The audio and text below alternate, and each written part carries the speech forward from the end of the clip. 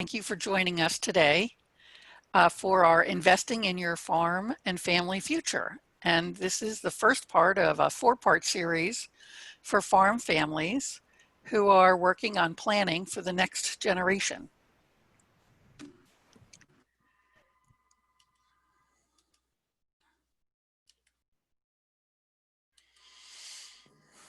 This series is brought to you by several community or organizational partners. First off, the University of Maryland College of Ag and Natural Resources, and specifically their Department of Agriculture and Resource Economics, and also the University of Maryland Agricultural Law Education Initiative. And we have two people with us today who are working with that group, Paul Goinger and Ameha Suri, with the University of Maryland Extension and the University of Delaware Cooperative Extension, as well as the Maryland Department of Agriculture. And Kay Megan Washington is with us today from the Department of Agriculture.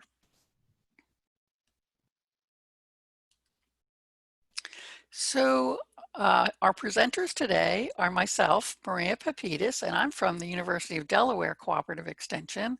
And my background is in financial management. I'm an accredited financial counselor and financial coach.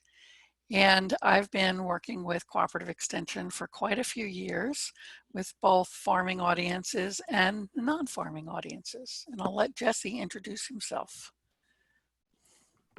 Hello, my name is Jesse Ketterman. I'm with University of Maryland Extension.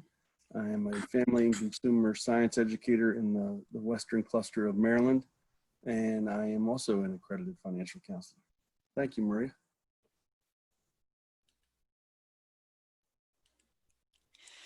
So our goal for this series is really to increase your confidence and knowledge and likelihood that you will create your plan for your future. And over the next four sessions, we're going to be talking about information around several different topics. And so tonight's topic is about kind of your financial future in retirement. Next week, we'll be talking about healthcare in retirement. And the week after that, we'll be talking a bit about communicating with family members about the farm future, but also thinking about that business plan that's really going to support your farm's effective transition and the legacy.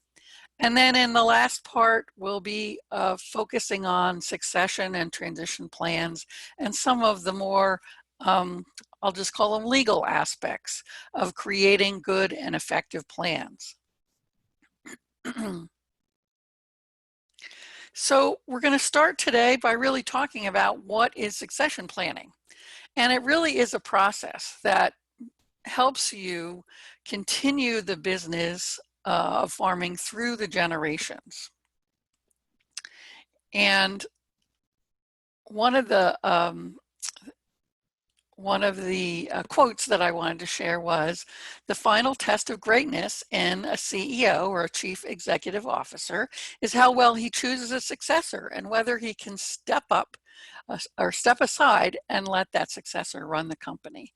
And I think that's a really great quote because it begins to get you thinking about who needs to be part of the plan, who needs to be part of that process of succession planning. So we also wanted to start out with what is succession planning and what isn't? What is it not, really? And so, as I said before, succession planning is a process. It's about the family and the people and the relationships. It's about ownership and management and the estate or the farm itself. And it's about, kind of what is fair versus what is equitable. And we'll talk a bit about that in a second. And it really needs to be driven by those things that are most important to the family, their values, but also what do they want now and in the future? And how do they address the concerns, not only about the farm, but also the family? Succession planning is not a one-time event. Let's sit down after Thanksgiving dinner and figure this out. No, it's really a process. It's not one person's job to think about it. Really, it's about getting people's ideas and working together and trying to figure out what the future looks like for everyone. It's not about minimizing taxes, and it's not necessarily driven by kind of technical things that are handled by lawyers or accountants. It's really about getting people together and figuring out what it is they want and need and hope to achieve in the future.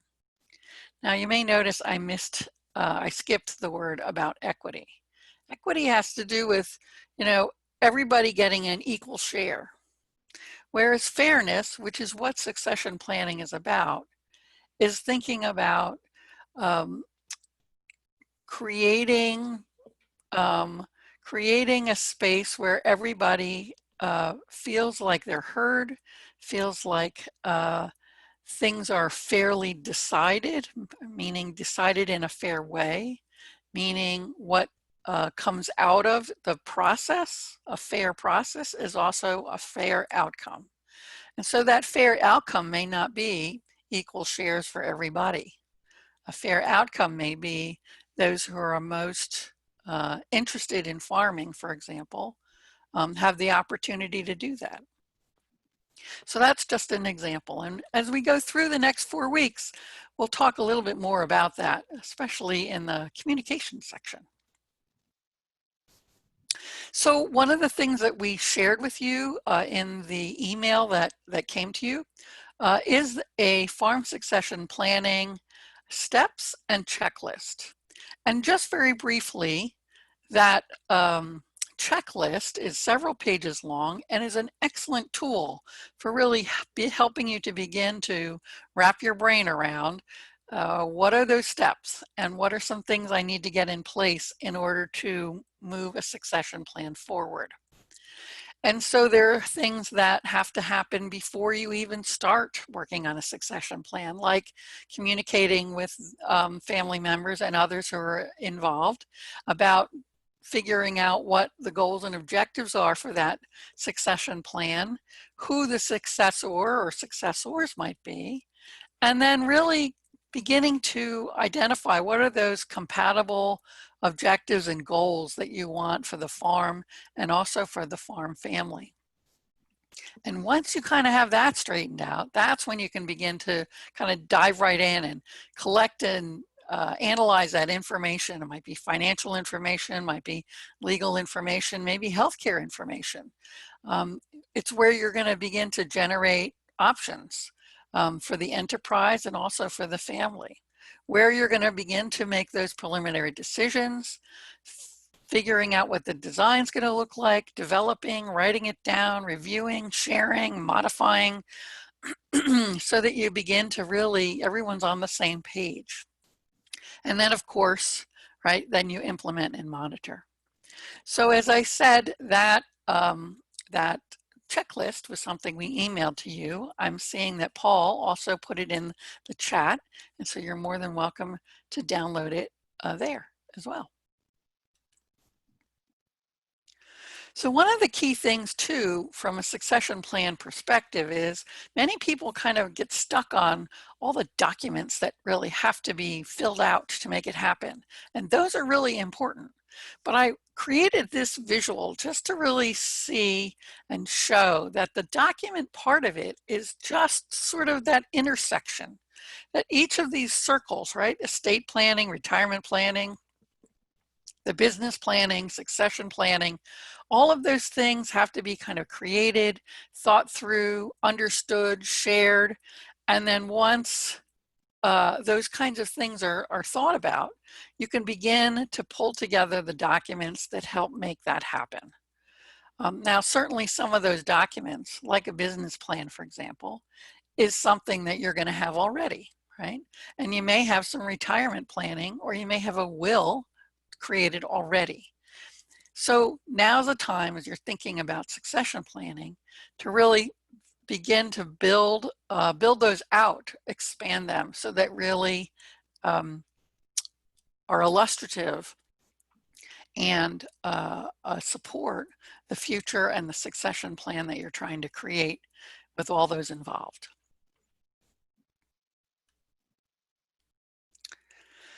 So for now I'm going to transition. We're going to talk about that financial future piece. And so it's really about taking a look at creating that financial future in retirement, because creating a succession plan also needs to think about what's going to happen to the senior generation and how are they going to be able to continue to support themselves as they transition the farm to the younger generation. Now, I've heard many farmers say, I'm never going to retire. I'm just going to keep working. Well, that may be true. You may always have a role on the farm, but in order for the farm to really succeed into the future, it means thinking about your own retirement. And if some of the income for your retirement comes from the farm, that's great. Now's the time to be thinking about it.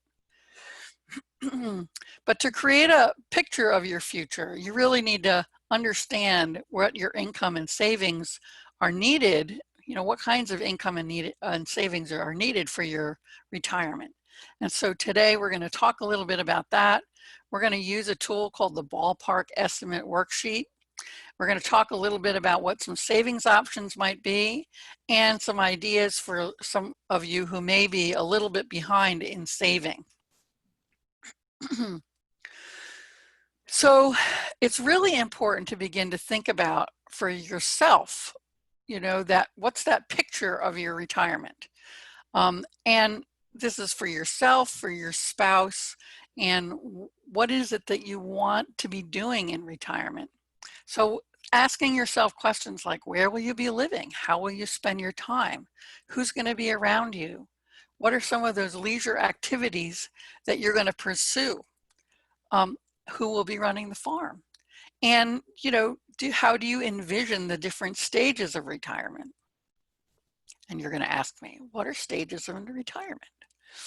Well, I happen to have another slide that talks about stages of retirement.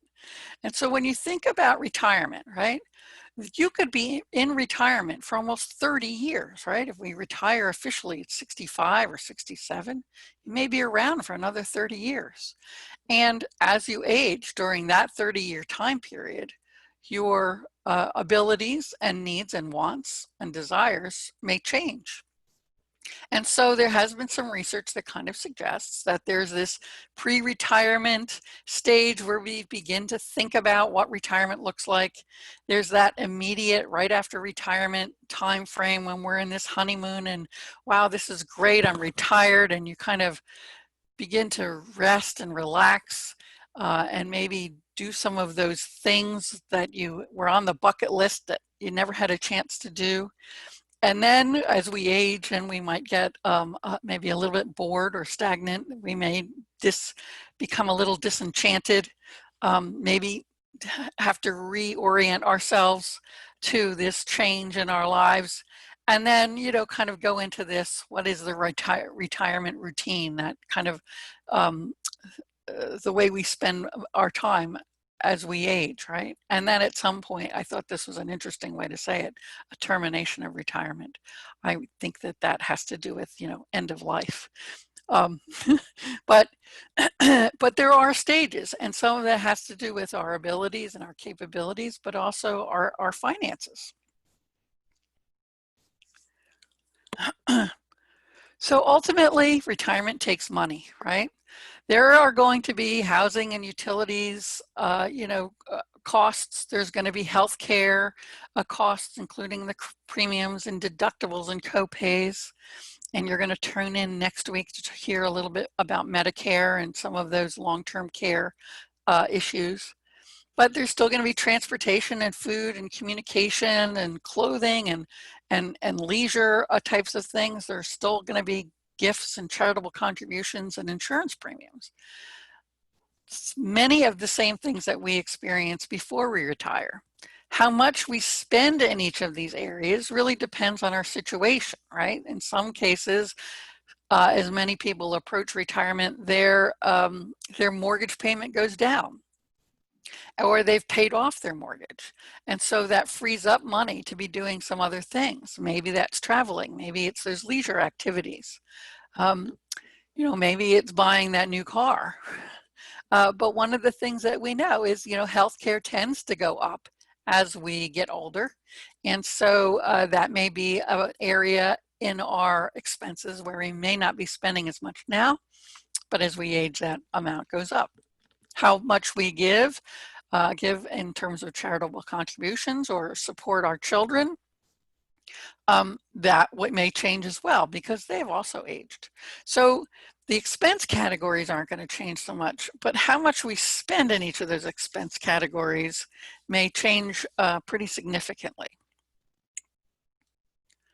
So when we talk about estimating expenses in retirement, they talk about two different strategies.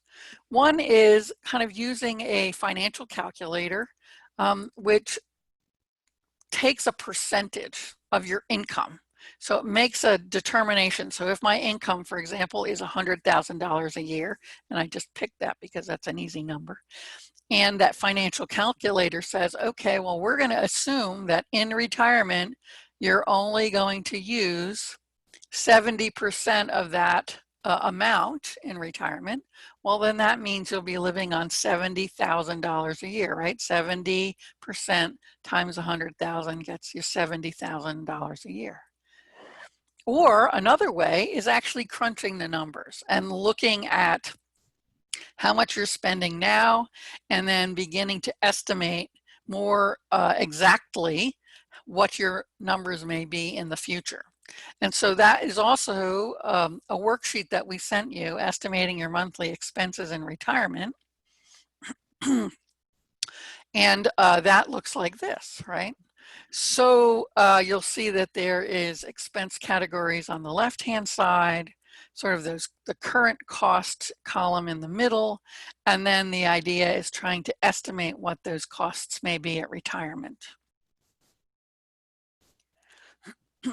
So this is a way to kind of crunch the numbers and try and get a more realistic expectation. Now, of course, we're never going to be able to guess right. The future is unpredictable. But you can begin to look at what are the trends now in the way you spend money, and where might you be as you approach retirement in terms of, say, that mortgage payment, in terms of that car payment, in terms of other debt you might hold, and then be able to adjust from there.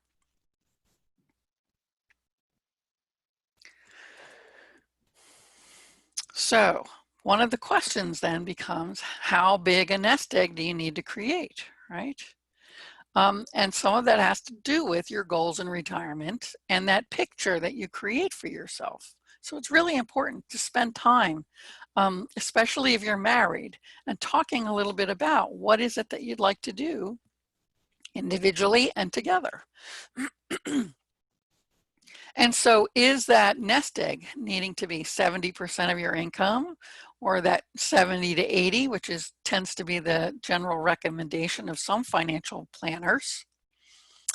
Does it need to be higher, right, in that 80 to 90%, or 100 to 120%? Now, these might be the people who are like, I'm just going to retire and I'm going to have fun and I'm going to travel and I'm going to do all those things that I never got to do. And so how big of a nest egg you need, right, depends a lot on what it is those goals are, not only for yourself and your spouse, but maybe even for the farm, right? And do some of those retirement dollars end up getting contributed to the farm and or the succession plan, right? So I'll take any questions if you have any questions at this point, and I am going to turn it over to my colleague Jessie at this time.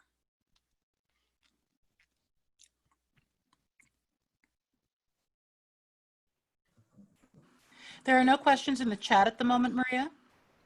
Great. So Jessie, do you have control?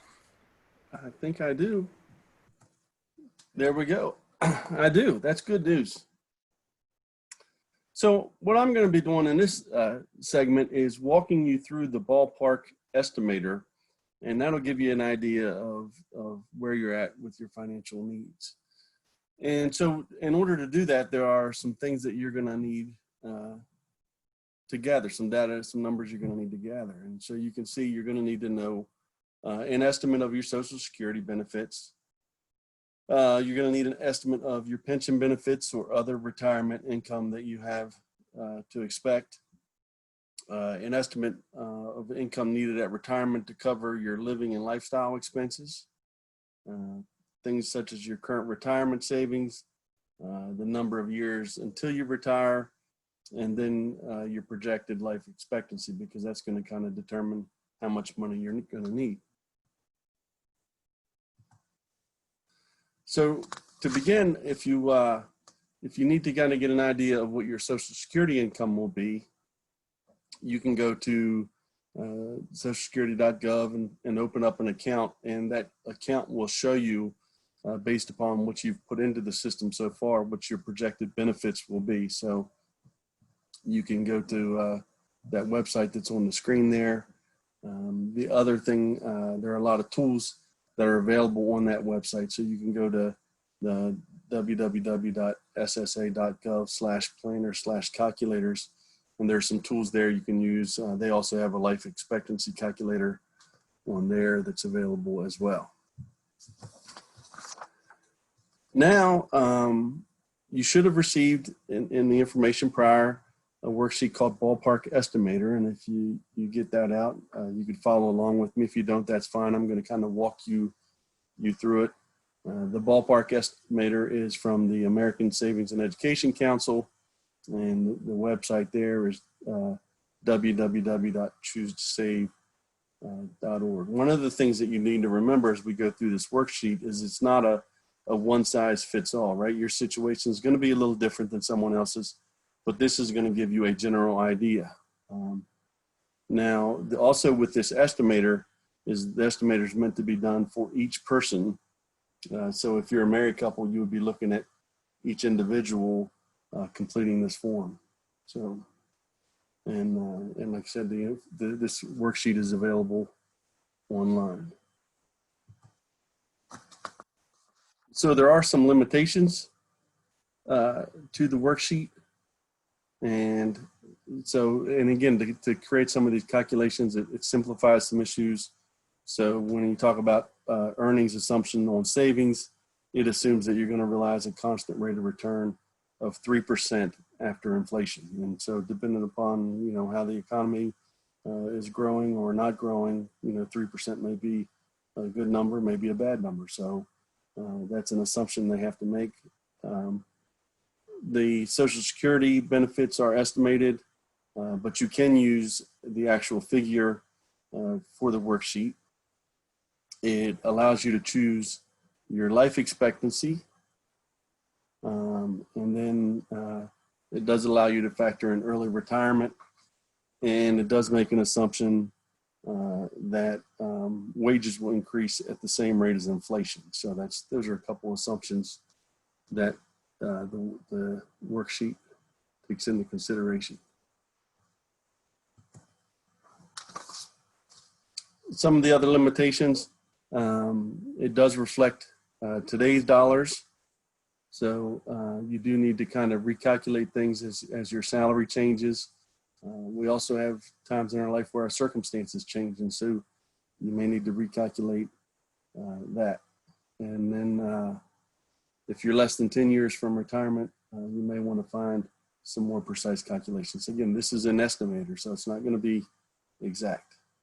And I'm going to cover some other tools that you can use that are available out there.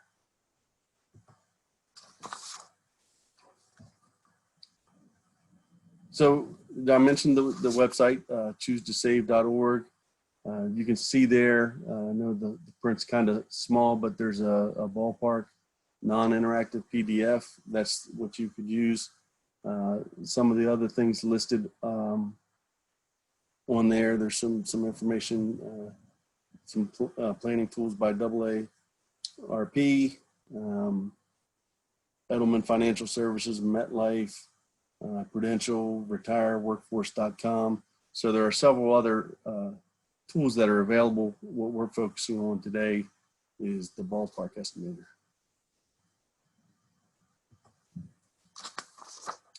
So this is the worksheet.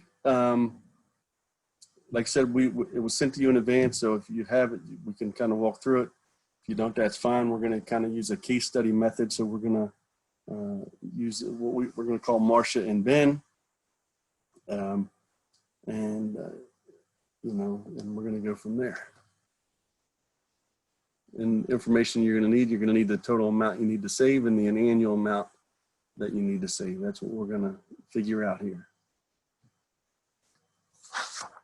So here we have Marcia and Ben. One is Marcia's 49, Ben is 47.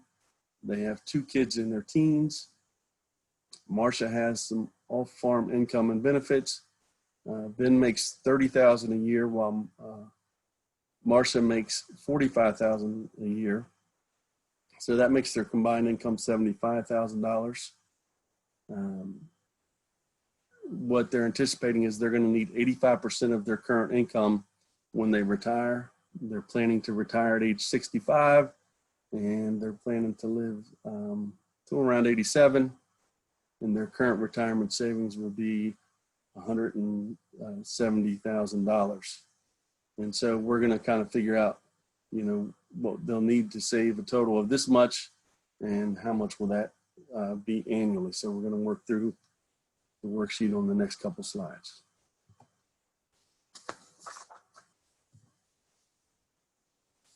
So if we figure how much they're going to need to retire, we figured that figure at 85%.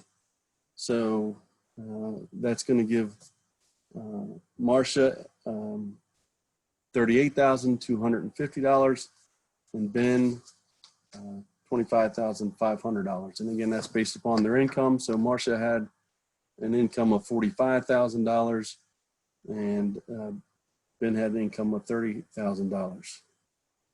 There was a projection there of what they're going to need for Social Security. And so you're going to subtract that out. So at Social Security, Marcia's going to receive $19,000 and Ben's going to receive a little over $15,000. They don't have anything from their traditional employer pension plan.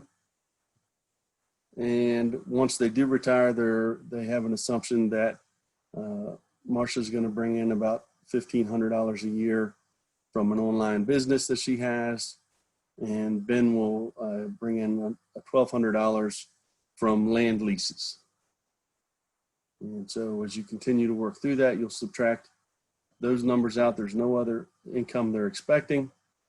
So this is how much they're going to need to make up a year in retirement, right? So they're going to have to come up with, Marcia's going to have to come up with $16,758, and Ben's going to have to come up with $8,520.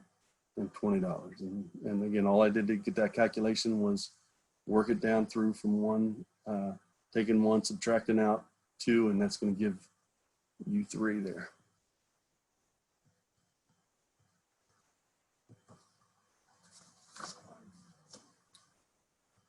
So now we're moving on to step 3. And in step 3, we're going to determine the total amount you'll need to save. So we're going to multiply that amount you need to make up annually by the factor below. And so we carry those numbers over from the previous slide. Marcia's, the amount she's going to have to make up $16,758. Looking at this chart in front of you, they're going to fall in at 75th percentile. So she's expecting to live until age 92, and she's currently 65. So that's going to, or the age you expect to retire is 65. So that's 18.79. So if she takes those figures, 16,758 times that 18.79, that's going to give you $314,000. And then Ben has that 8,520 times his multiplier down there, 17.35, which would give you a total of 147,822. So when you combine both of those numbers, that's going to give you $462,705. And again, I'm working through the worksheet, and that's, you know, step 3 on the worksheet.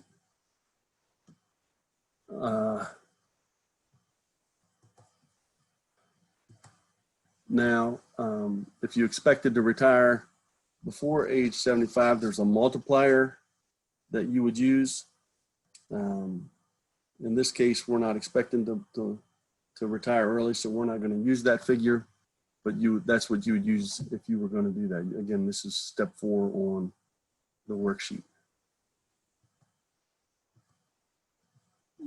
Now on to step 5. Now we're going to multiply the savings, which they have $170,000 to date, by the factor below, which is, and again, that grid in terms of those factors is in step 5. They're looking at 15 years.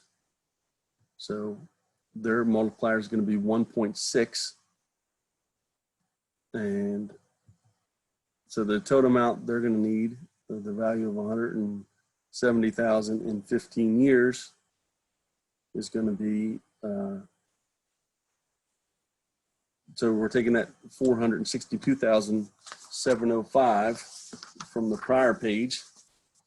I'm sorry, that's from step 3, and then we're subtracting out the value of the $170,000 in 15 years, which gives you $272,000. So the total additional savings that they're going to need at retirement is $190,705. So they're going to need to make that up, and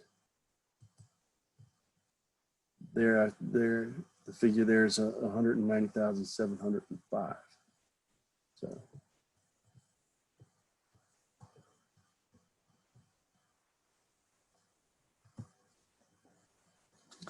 And going on to step 6.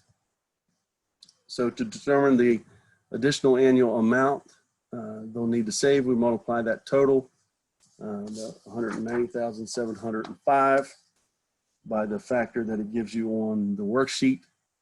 And in this case, at 15 years, the factor is 0.052. And when you multiply that 197.05 times 0.052, you get, you're gonna have to save an additional 9,917 per year. And you divide that by 12 and you get a total of $826 a month. And so when you subtract out then what Marcia currently contributes, which is $413 a month, they're going to have to save an additional $413 a month, or $4,965 a year. So that's where they need to go from there. So that was, I know, kind of went through that pretty quickly, but that's the ballpark estimator. And again, it's a step-by-step process. It's fairly easy to work through. The multiplying numbers that they provide are in the worksheet, but this is a tool that you can use to estimate what you're going to need in retirement. And now I'm going to turn it back over to Maria.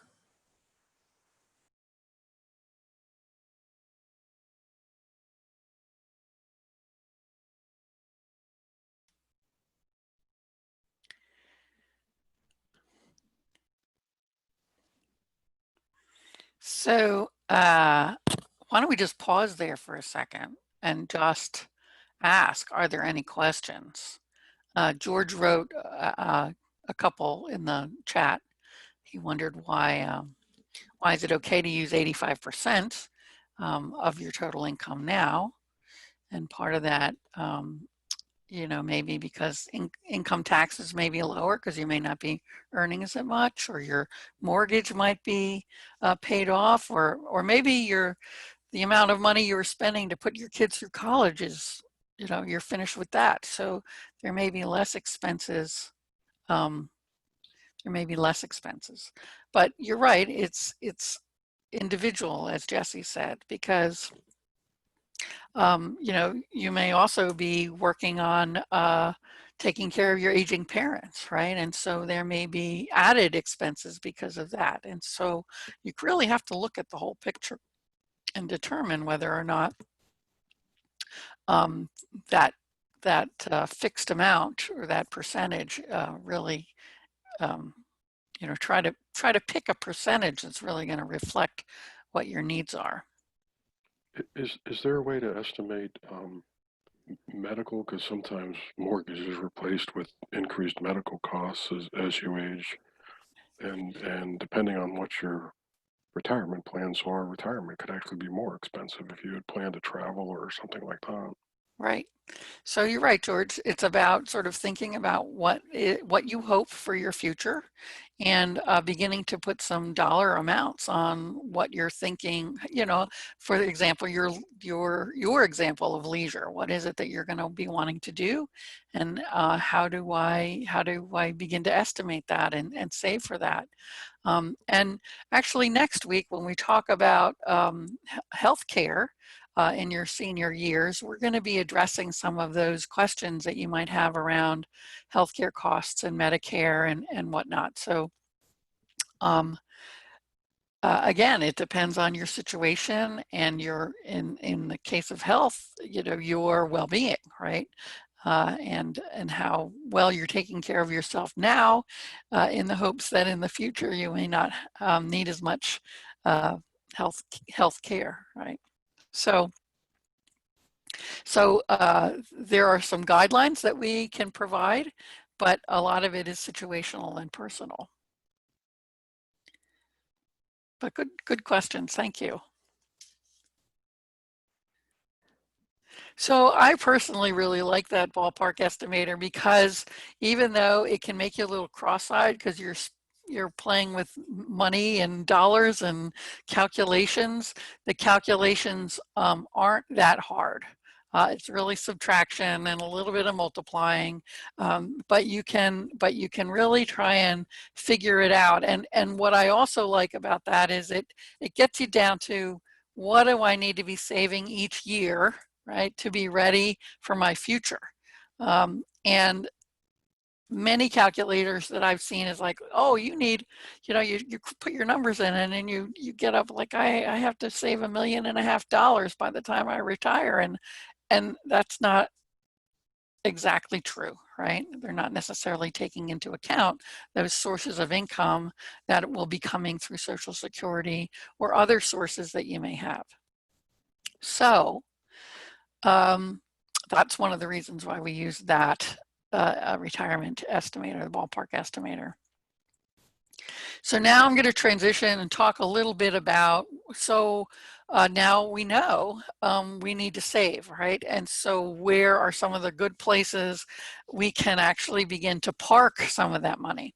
So many of us have heard of an individual retirement account or an IRA, and that is a tool, right, put forth by the Internal Revenue Service, the IRS, that allows us to set aside money now for our future. And it's a personal savings plan that really doesn't have anything to do with your work. You open it, you fund it, you can control it. You can decide where that IRA sits, meaning, is it a bank? Is it a mutual fund company like Fidelity or Vanguard or T. Rowe Price? And so it has nothing to do with your place of employment. And the only requirement is that you contribute to the IRA. When you contribute to an IRA, is that you have to have earned income, meaning you can't take money, say, from an inheritance and stick it in an IRA. It is needs to, that you have to have earned income in order to put money into an IRA. However, if if you are a couple and one works and one doesn't, you can still open an account for your spouse as long as one of you is earning. The pro is it's very easy to set up. There's lots of options. And you can use kind of the pre-tax, which is the traditional, what's called the traditional IRA. So as you're setting money aside, you can deduct that off your taxes. And so you're actually putting whatever amount you're putting into the IRA is going in tax-free with what are called pre-tax dollars. So if you put $5,000 in, you're actually deducting $5,000 off of your income tax before it gets taxed. There's also this thing called a Roth IRA. And a Roth IRA, it kind of works the same way, but it's using after-tax dollars. And what that means is that it doesn't come off your taxes. You contribute to the Roth IRA. And in the case of the Roth IRA, any money that goes in after taxes into that account, it grows and grows and grows and grows. And then when you get around to retiring, you actually get to pull the money out tax-free. Yeah, tax-free, because you paid taxes on it back when you put it in. So it's actually an amazing thing, right? You put money in, it grows and grows, you pull it out tax-free. On the other side, in a traditional IRA, you're putting it in before taxes, it grows and grows and grows, and when you pull it out, you're taxed on it, right? And so there are benefits to both, and trade-offs to both. One of the trade-offs, regardless of whether it's a traditional or a Roth, is it limits how much you can put aside each year. And for the Roths, it's $6,000 a year, right, that you can set aside, plus an extra $1,000 if you're over 50, over the age of 50. So those are the limits. Oops, yeah. Sorry, it's $6,000, right, a year, plus that extra $1,000 if you're over 50 for a total of $7,000.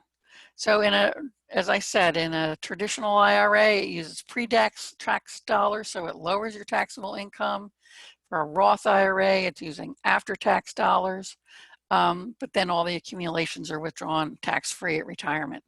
So in the Ben and Marcia case, right, he needs close to $5,000, right, is what the Jesse's calculation was. They need close to $5,000 set aside in addition each year to save for retirement. So Ben could very easily open an IRA or a Roth IRA and begin to contribute that $5,000 or more if he has it. He can contribute up to $6,000, and he'd be well on his way to saving what he needs for the retirement. Okay, so what about employer-based plans?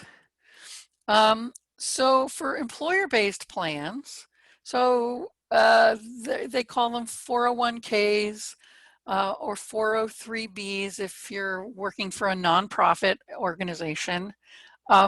So in 2020, the limits are pretty high, right? You can put up to $19,500 into those plans, or a total of $39,000 for the couple. And that would mean, yeah, and then if you're 50 and over, you get to add another $6,500. So my gosh, over the year you could, if you had it, put in $52,000 towards your retirement. So one of the other options that Ben and Marcia might have is, because she has access to a 401k, she is not putting in the maximum. She could continue to increase her contributions to her 401k. and begin to satisfy that need of saving an additional $5,000 a year.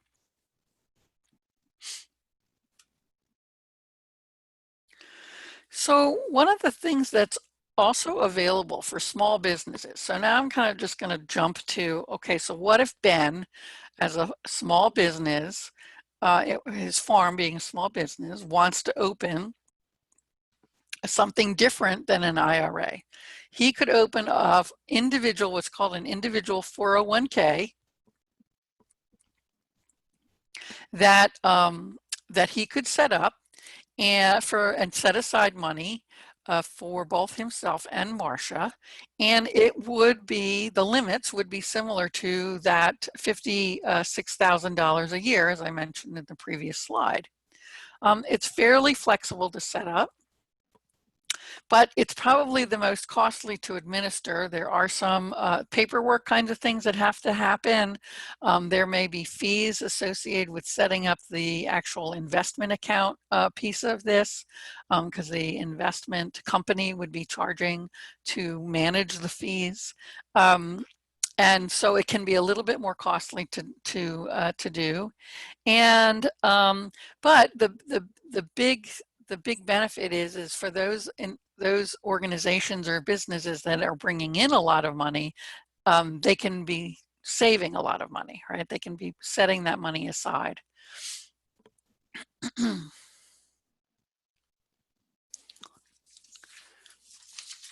There is also another tool that is available for small businesses. That's called the SEP, or the Simplified Employment Pension. It is also considered an IRA. And it's basically a pension plan that's funded by the employer. So again, Ben, as a farm enterprise, could be contributing 25% of the compensation. In other words, if someone makes $20,000 a year or $30,000 a year, he could be setting aside a quarter of that into this IRA plan, or a maximum of $56,000. Again, it's very easy and inexpensive to start and administer. The challenge is that the sole responsibility falls on the employer to fund that IRA. And it's really best for a one-person business, or one with just a few employees. And it's, as I said, it's pretty inexpensive to set up. And so for many people, it's an opportunity to really start a plan that allows them to save more than that $6,000 a year. And lastly, here is a simple IRA. And a simple IRA is designed really for people who have employees. And so it's kind of set up, well, simple means savings incentive match plan, right, for employees. And so it's an opportunity for an employer to help their employees and incentivize tax-deferred retirement savings for their employees. And so what it allows you to do is to contribute up to $13,500, or up to 100% of your income, whichever is less, right, towards a IRA for yourself. Or, right, if you have employees, you are promising to offer a match.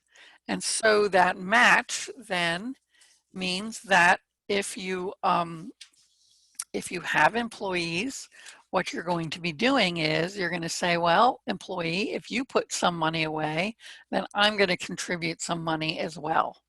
And usually it is you as the employer need to set aside 2% of whatever their pay is if they don't contribute. And if they do contribute, then you incentivize them by providing 3% of their wages. So again, you kind of need to be in a place for this to have money to contribute towards employees' savings plans, and be willing to do that no matter what.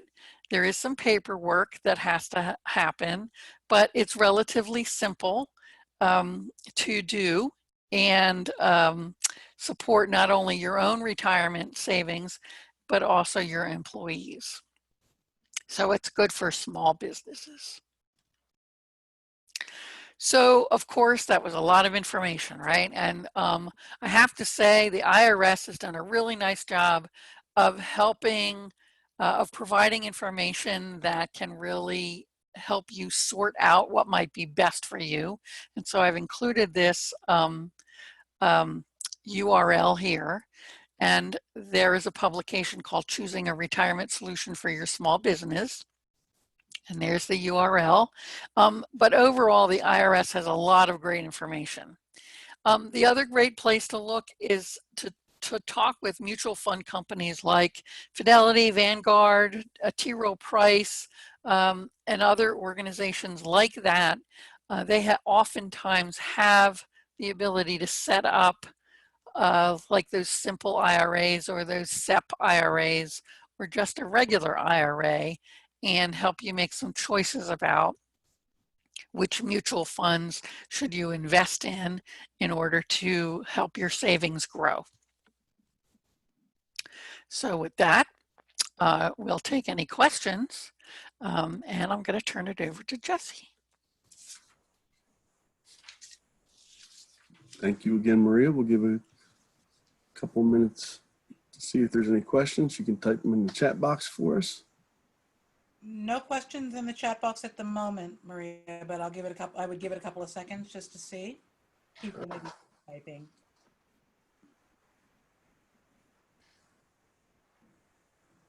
So as we're kind of looking to see if there's any questions, I'll just kind of keep moving things forward. I want to value everybody's time this evening. So on the screen here, you're looking at what are some questions if you're a small business owner, what should you be asking? And we just give you some points to think about here. So who will I want to offer a retirement plan to? Will that be myself, my employees, my spouse? Again, you got to think about those things and what you want to offer. As a small business, can I afford to match for my employees? Do I want to allow employees to contribute to the plan? If so, will some want to save more than those maximum limits, 19,500 a year? Do I need flexibility to access funds prior to retirement for emergencies? And will I need to borrow against savings? And another point to consider is how important are managing future taxes. So thinking about the type of IRA you have versus your tax needs today. So, we can't answer all those questions for you. Those are questions that you need to think about, but we do encourage you to talk with your accountant about what will work best with your current situation.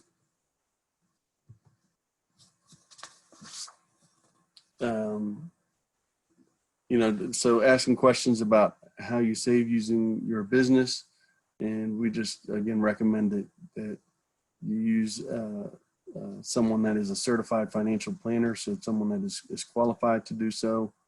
That you talk to your bank or financial institution. So Maria gave some examples earlier of Fidelity, Vanguard, T. Rowe Price, but you do want to shop around and make sure you're looking to get the best options and the lowest fees possible, and then continue to attend workshops such as this offered by Cooperative Extension or other financial planning. So gather information before you make decisions.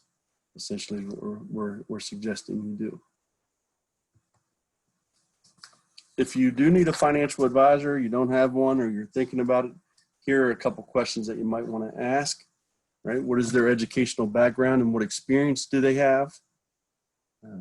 What are their qualifications? And how do you stay current in the field? And again, looking for certifications. The Certified Financial Planner is an example of that. What services do they offer? How will I pay for your services, and how do you typically charge? So you want to understand how they're making their money, essentially. And so again, we're saying make sure the management fees are less than 1.5%.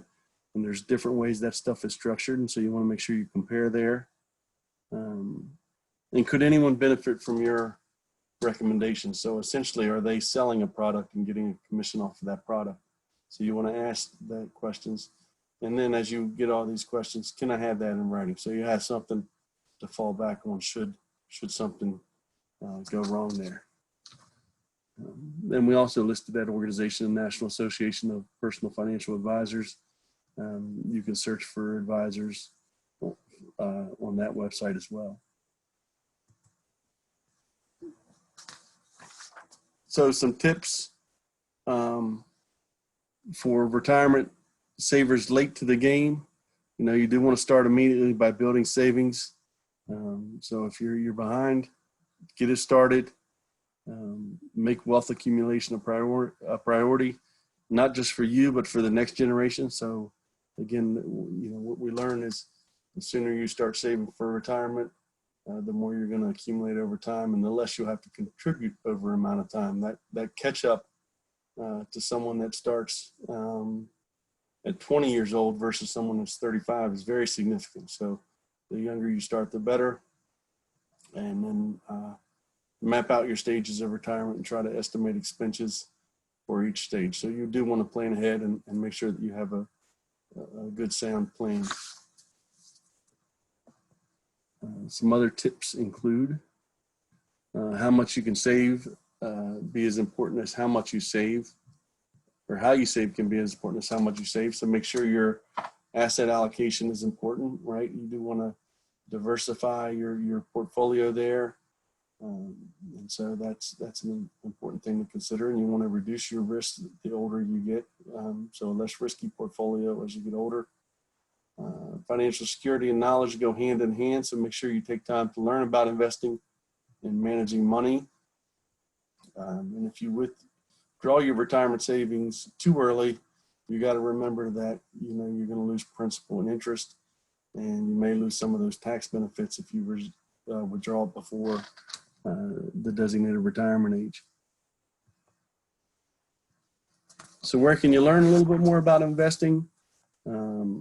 Here's a website here, extension.org, Financial Security Retirement, and also this smartaboutmoney.org are great places where you can go and learn a little bit more about investing. Some other online resources, some we kind of talked a little bit about earlier: Social Security Retirement Estimator, Financial Calculator for Retirement Savings, Life Expectancy Calculator, My Retirement Plan offered by NEFI, Retirement Toolkit, Farm and Ranch Retirement Planning, and the American Savings Council. And we'll make sure this is available to you afterwards.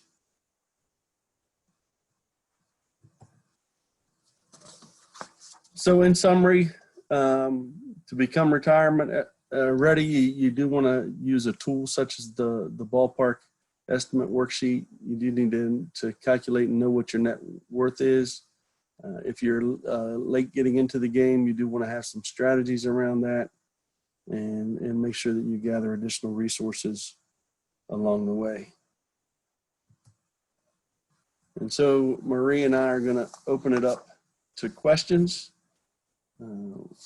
We do ask, as we're looking at questions, we have a survey.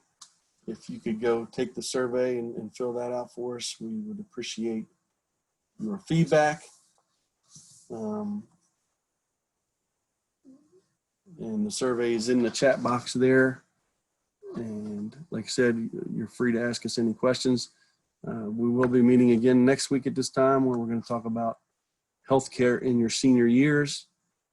This is a series that we're running this month. So every Thursday at 6, you can join us, and we'll cover a different topic focused on farm succession planning.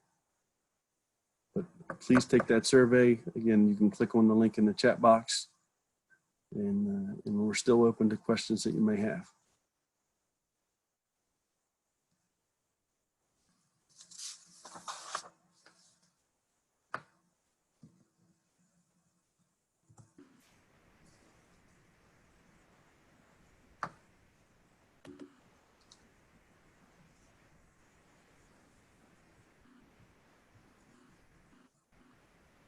And if you don't have any questions, we thank you for joining us this evening. And we hope that you'll join us next week as we talk about healthcare in your senior years. I see a couple people have unmuted themselves, so feel free to go ahead and ask the question.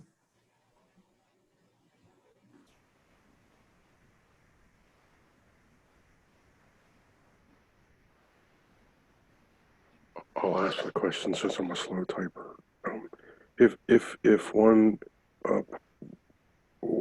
partner is working off the farm and has a 401k and they're contributing to their 401k, can they also contribute to an IRA, or is it either or? I didn't catch what you said. I think you said that, but I didn't catch it.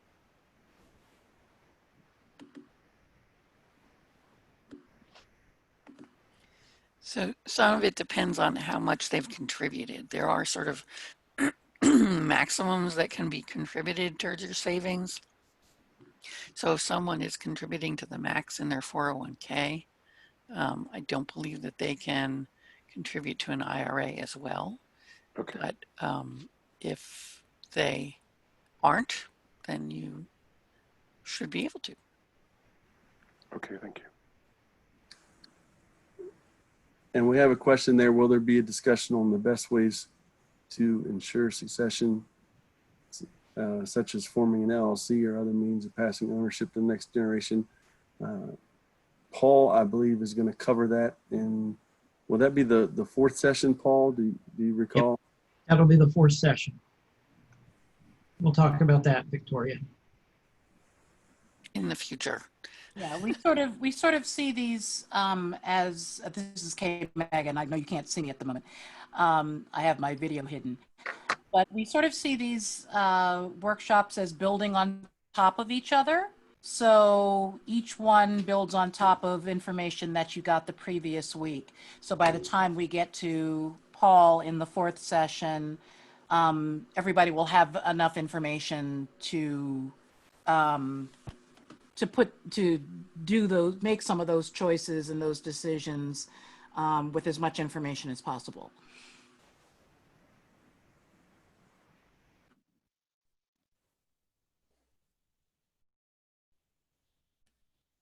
Not seeing any additional, oh, here we go. Lucy says, this may be a question for another time, but my farm is a C Corp and I want to put my son on the corporation as president or vice president. How do I amend the articles of incorporation? Is that a relatively straightforward question, Paul, or something that should wait until one of the following sessions?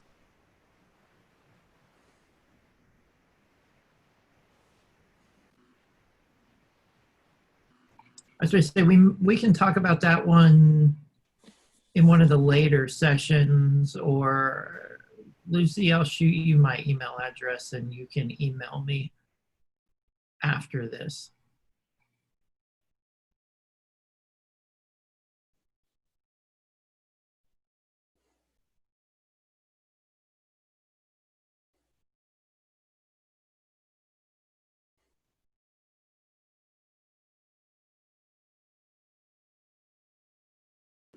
No additional questions in the chat box. I think we are good at this point.